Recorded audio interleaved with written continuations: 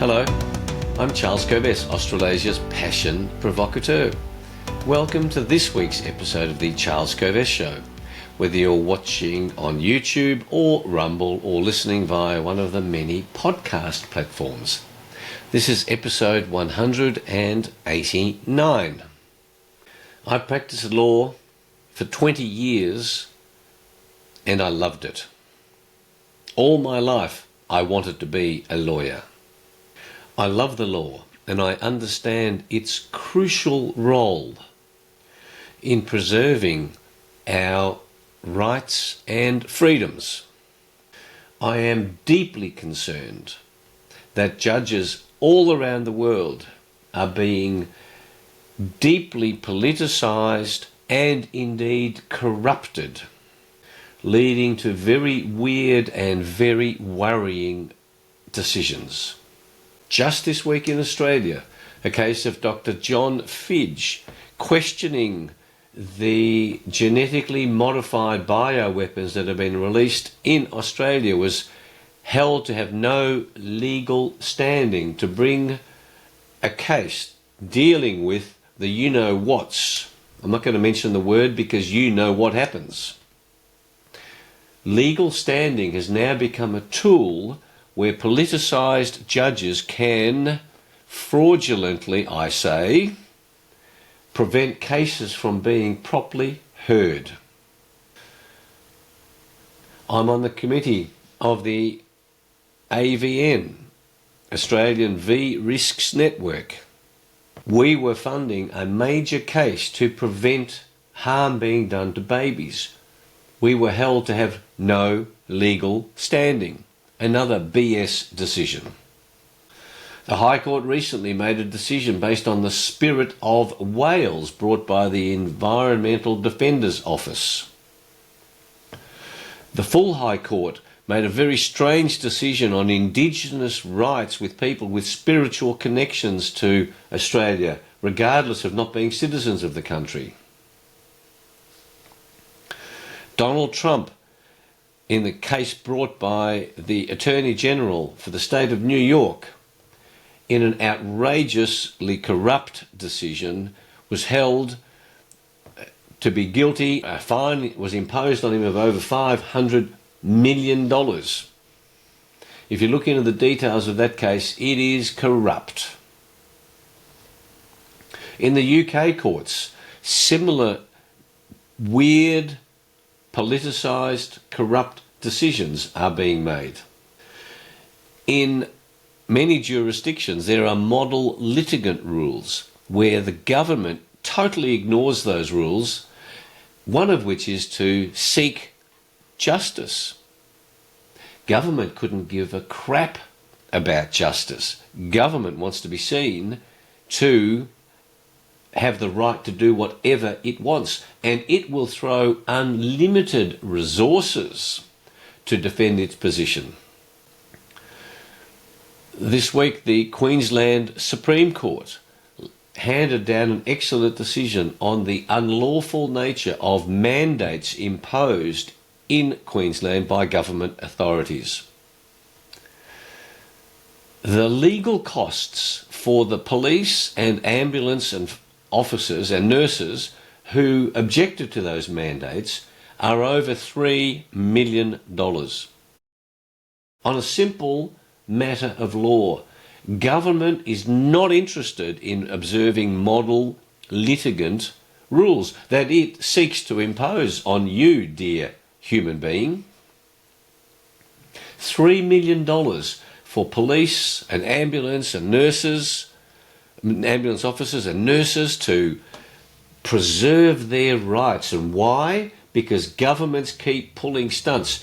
In America, they keep issuing dismissal summonses to, when a case is brought against government, to say, no, there's nothing to see here. I say that denying justice is a very, very dangerous way to go.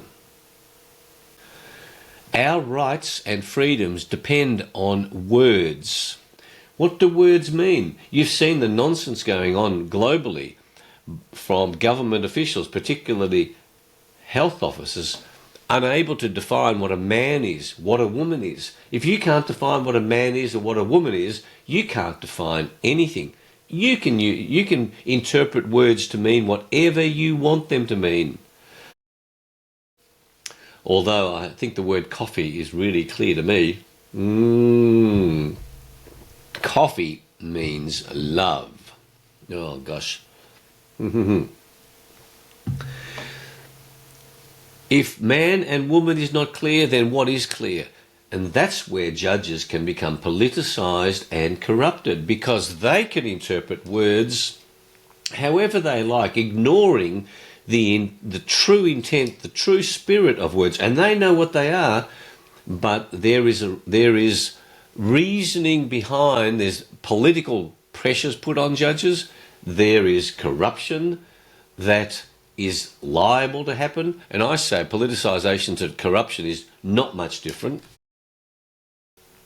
This obfuscation, this lack of clarity, this deliberate creation of confusion then enables judges to do what they want to do, regardless of what good legal principle, what proper legal principle, what the spirit of the law would demand and dictate. Judges, for example, should be knocking on the head the clever game playing done by big companies such as Virgin Airlines in trying to defend itself against claims by people who lost their jobs because they didn't want to take a medical intervention. Virgin Airlines' behaviour in the courts is disgraceful. It's just using its economic power, just like the Queensland government did. And judges are colluding in that use of economic power, most of them in any event. Judges can be very clever and seemingly following the law when they're not doing so at all. And that's where the weird decisions come from. That's where the politicised decisions come from. That's where the corrupt decisions come from. So think about this. How are judges picked? Well, the government says, who do we want as judges? Well, in Victoria, the Labor government, the left-wing government, has been disgraceful in the types of judges, Supreme Court judges, County Court judges, and magistrates that it picks. It picks those lawyers who are very politically aligned with what Labor wants to achieve.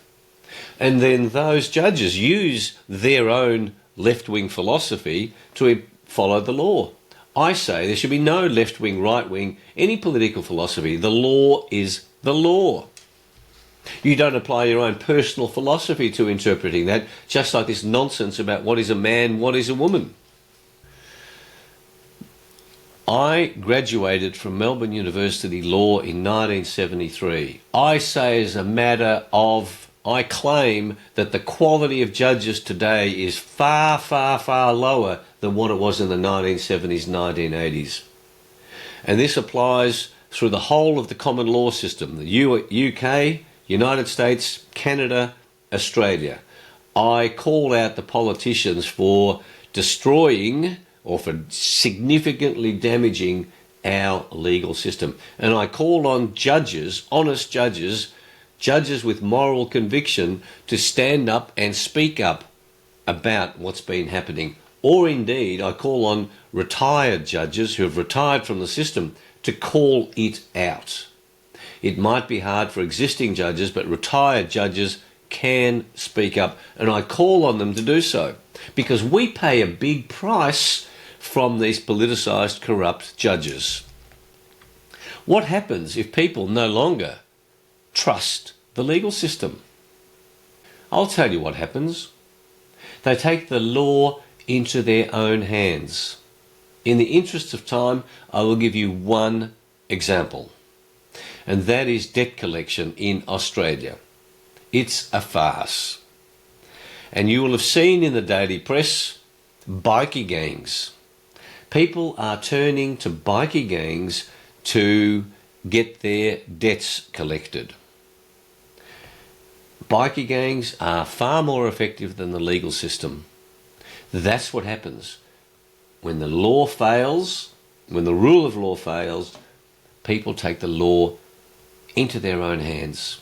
And I say that's a disaster, because then our whole society will lead to inevitable breakdown, because more and more people will then take the law into their own hands. Remember, it is we the people, via the Constitution of Australia and the Constitution of each state, similar to America, similar to the UK, we the people give the politicians the power. But the politicians are our servants. We call them, the bureaucrats we call public servants, but the politicians are our servants. We elect them, but we only give them limited power. They are our servants. They get their power from us. I demand that these politicians observe the law and appoint judges who will observe the law and apply the law. And that is how we get justice.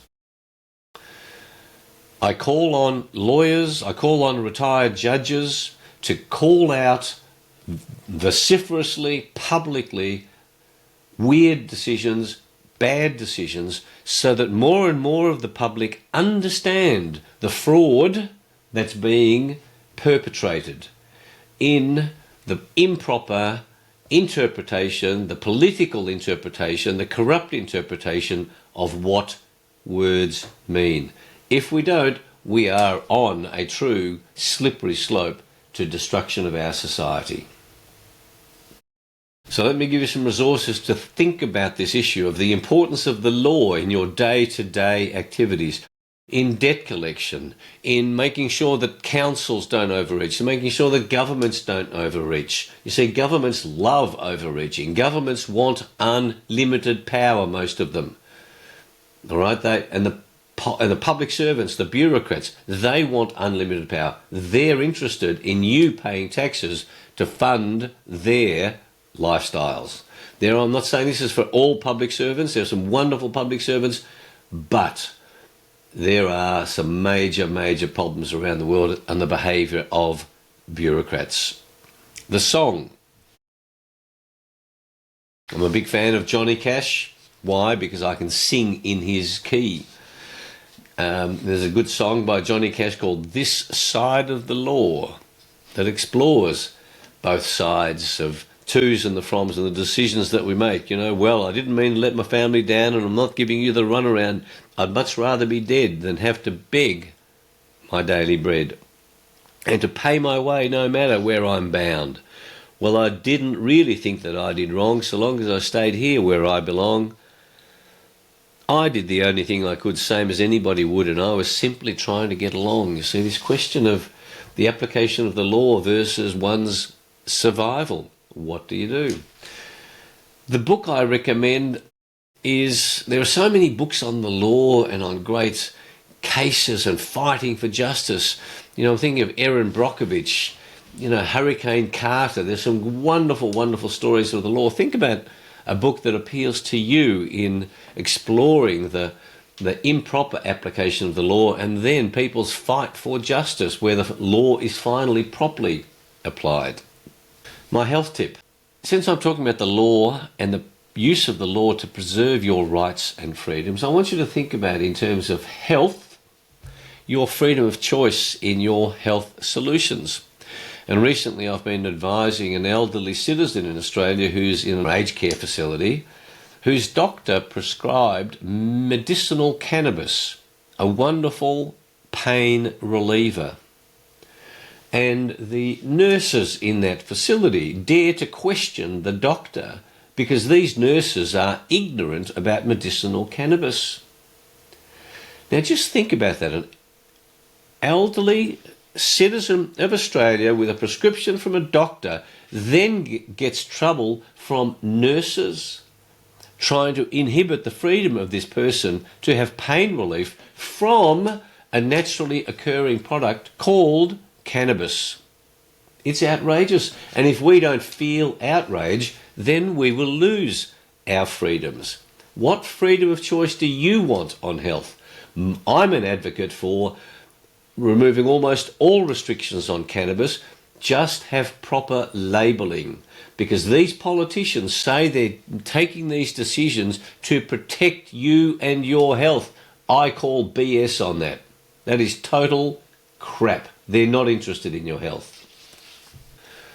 On the issue of spiritual tip, there are 10 words beginning with the letter F that I talk about in other programs that I've done on what are the spiritual elements of our lives. Well, one of those F's is freedom.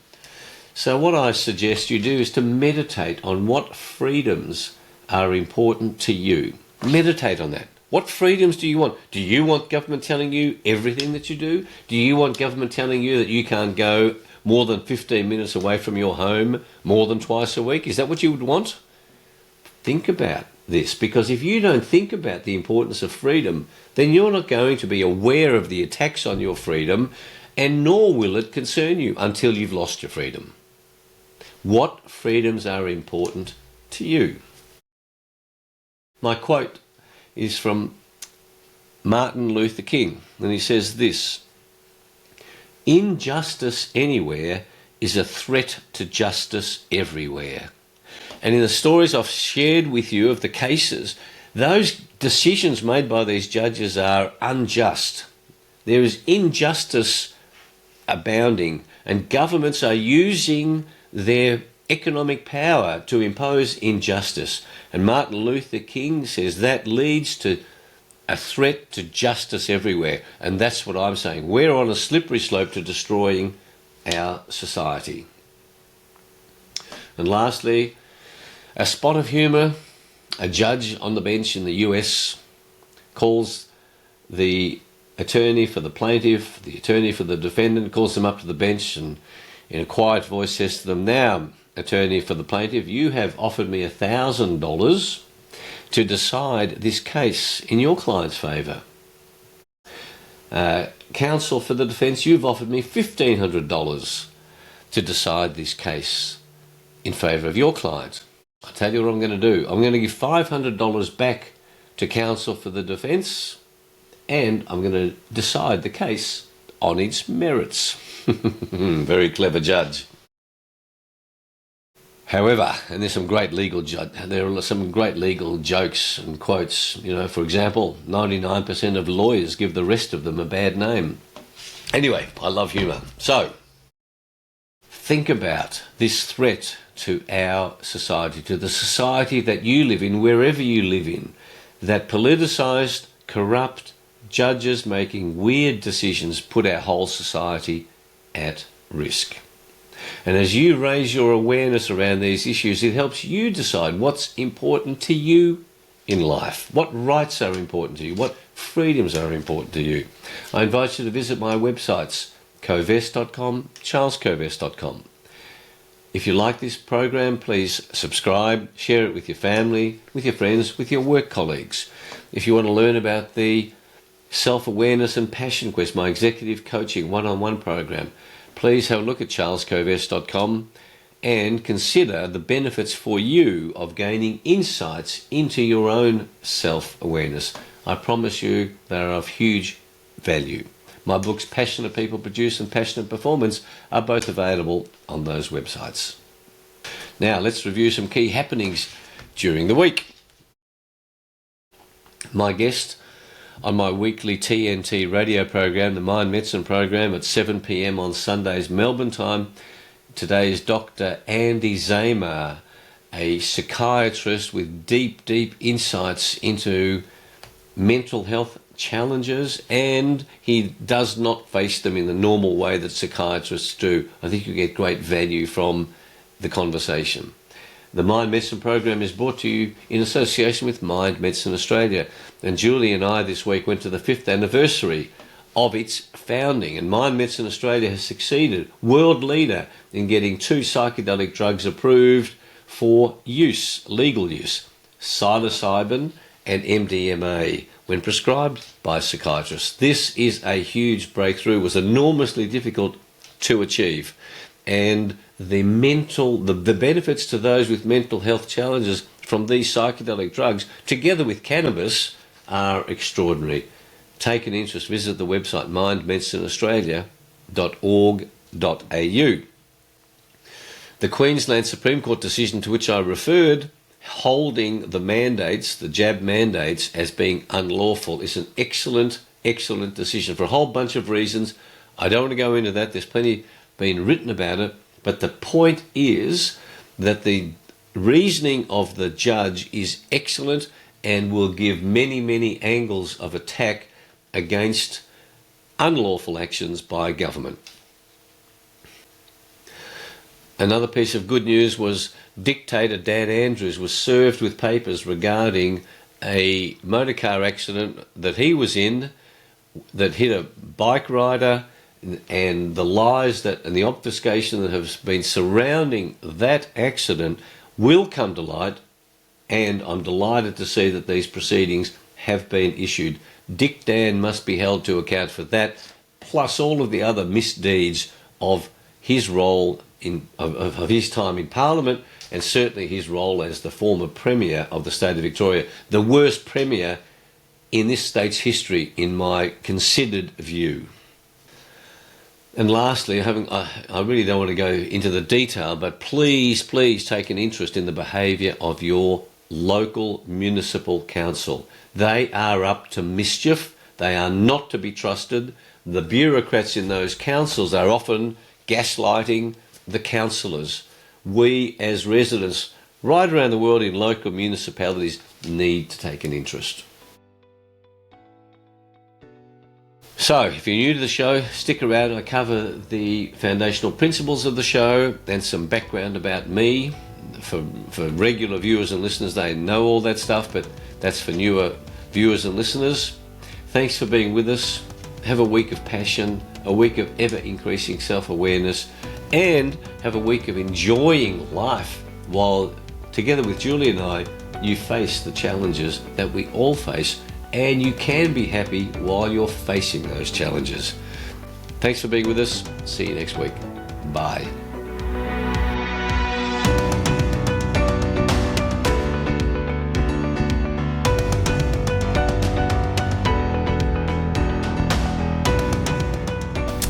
And now, for viewers and listeners who want to know more about my background and what else I do with my life, as well as the foundational principles of the show. Here we are. Since 1993, when I left my legal career, a career that I love, to become Australasia's passion provocateur, I have inspired and provoked and educated and motivated people all over the world to discover and pursue their passion. I have helped people via the books that I've written, via speeches at conferences, via in-depth team building programs, workshops over 1, 2 or 3 days, or over 3 months, 6 months. And I've coached people of all ages, one-on-one, from small, medium and large enterprises, government enterprises, helping them to identify the often tiny changes that can make a massive difference. One of my core principles is that freedom is what makes us truly human. That's why one of the greatest threats that government imposes on you to force you to observe its laws is the threat of imprisonment, the loss of your freedom. Just think about that. Government says if you don't behave yourself, we're going to put you in jail. No, I don't want to go to jail. I don't want to lose my freedom. That's a reminder to you of why freedom is so important. Without freedom, you and I are not much different to animals. If you were locked up in a cage for the rest of your life, how different would you be to an animal? This commitment to fighting for freedoms for all people is carried out by me primarily through 5 channels. Number 1, preserving the freedom to pursue your passion. Number 2, inspiring you to be able to be free through excellent health. Number 3, helping preserve freedom throughout the world through the expansion of industrial hemp, a magnificent agricultural crop, an almost miraculous crop that enables every community to thrive independently of government. In this way, the power of government to take away freedom is minimized. Number 4, fighting for freedom through legal strategies. So I do work as a legal strategy consultant, as an interface between clients and their lawyers. And number 5, as chairman of the Australian Institute of Comedy and as a board member of the Australian Cartoon Museum, fighting for the freedom of thought and speech through uncensored comedy and humour, through avoiding political correctness in the comedic space. When you block freedom of speech, freedom of thought, that's the beginning of the end of your freedoms. The foundational principles for the Charles Kovess Show are founded on the formula SA plus P equals S. Your self-awareness added to your passion will guarantee that you are successful. And the best definition of success I have found in life is that success is the progressive realization of your worthy ideals. The progressive realization of your worthy ideals. This show is also guided by Socrates' famous principle and quote, "The unexamined life is not worth living." You can see I'm wearing my red jacket. I wear my red jacket for all my shows. Red is the colour of passion, so that when you see me on the YouTube version, it reminds you that when you see red in your life, you ask yourself the question, am I pursuing my passion? What am I passionate about? Am I still passionate about that? What might I newly be passionate about? Each week I explore one big idea that can change your life. And it's just one big idea because there's a chance you will remember it. If I give you too many ideas, then we get confused and we don't do anything. Clarity leads to power. Confusion kills passion. Each week I share simple and practical resources that you've heard me describe in the earlier part of the show. A spiritual tip, a health tip, lyrics of a song, a book, a quote, and of course humour. This show is not politically correct. I have no intention of being politically correct. And I love certain addictions, including my addiction to great coffee, my addiction to exercise, my addiction to reading, and my addiction to certain other unmentionable in public type behaviours. Who would know what they are? This show definitely subscribes to the view that we have a spiritual life. So if you don't like discussion of spirituality, this show is not for you. I promise you that I don't include anything in this show that I don't consider to be true and that I have not found to be useful in the work that I've done over the past 28 years, but also over the past 50 years in business, as a lawyer, as a consultant advisor. I only want to share stuff with you that is of value to you. Finally, if you have any questions or suggestions, please feel free to contact me at charles@kovess.com. Again, thanks for watching and listening to my show. Bye.